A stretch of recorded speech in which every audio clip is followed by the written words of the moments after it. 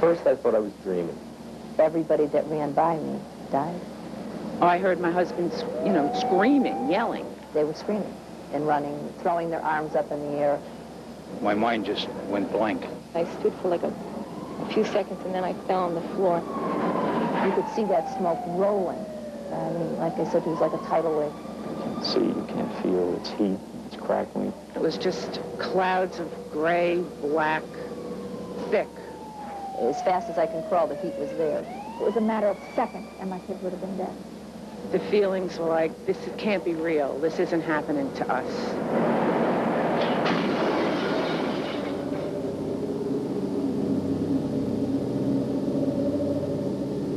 The voices you just heard are voices of people who never dreamed they would ever be in a fire.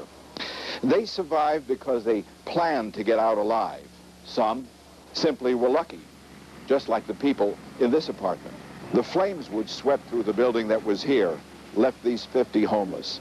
It also left 4 dead, including a 14-month-old girl. Some people survived because they knew what to do when the fire struck. One family used the door to save their lives. Another man went back into the smoke. He died. 15 of the residents were saved because they had smoke detectors.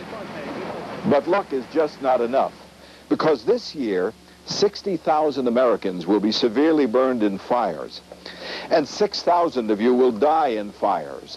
That's because you were never brought up to understand what a real fire is really like. Now, what you're about to see might frighten you, but remember this. Fear and respect of fires could save your life. It's already saved hundreds of lives, and that's why McDonald's, First Alert, and WCBS TV are bringing you this. Plan to get out alive. I'll feed it to you. So what can you expect if you're in a fire?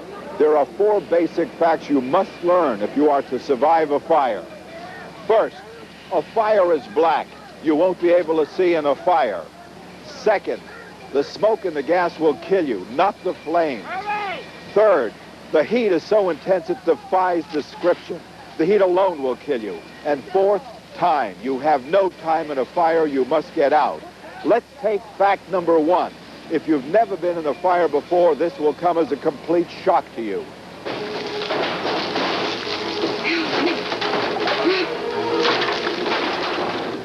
If you think this is what a real fire is, you're dead wrong. It's what the movies and television have led you to believe a fire is like. They have to do it with enough smoke and fire so you can see the action and the drama. But a real fire is this. The same scene. Screaming, noise, burning, panic, the blackness. In a real fire, you are blind. To your horror, you will learn that in a real fire, you cannot see. Fire is black. It is not light. Black wasn't even a color black. I couldn't see my hands in front of me. You see nothing. You just feel heat and cracking. It's extremely dark. It's hot. It's scary. Sooner or later, according to statistics, each one of us will experience the terror of a serious fire. What's it feel like? First, forget about what you think a fire is like. Let us take you into a fire. It's frightening. To help you survive if it happens to you, we went to the New York City Fire Department Training Center, where firemen are taught to survive. This is part of what a fire is really like.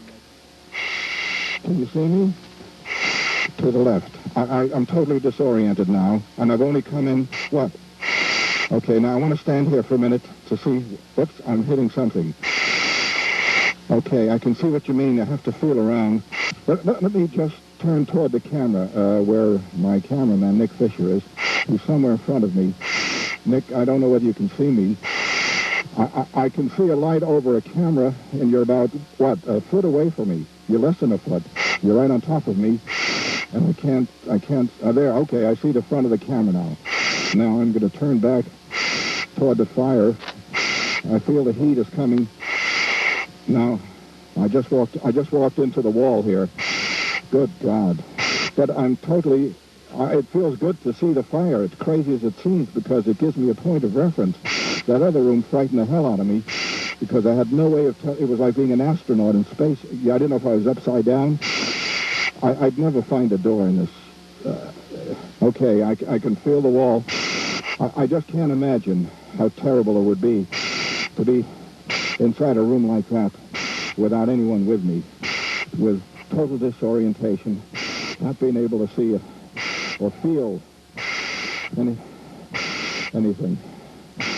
It's total panic. You know, before this, I always thought that fire meant light.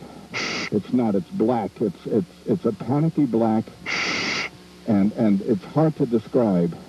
And only somebody who's been in the fire could tell you what it feels like. So the first fact you must know about a fire to survive is that it's dark. It's not light. Expect not to see. It will be pitch black. The second thing you must learn is the danger of smoke and gas.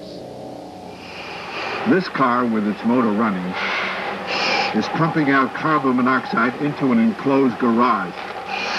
Carbon monoxide is invisible, and it's odorless. It will put you into a deep, deep sleep and kill you. But I'm wearing a firefighter's air mask. But this is the same carbon monoxide that's mixed in the smoke that you breathe in fires. And in a fire, you'll never stand a chance. You're sound asleep. It's the middle of the night, and a fire breaks out in your home. This acrid, noxious cloud of burning plastics and rubber comes pouring into your bedroom. Do you think you'd wake up? Do you think you'd smell the smoke and take action? Well, I guess I'd call the fire department.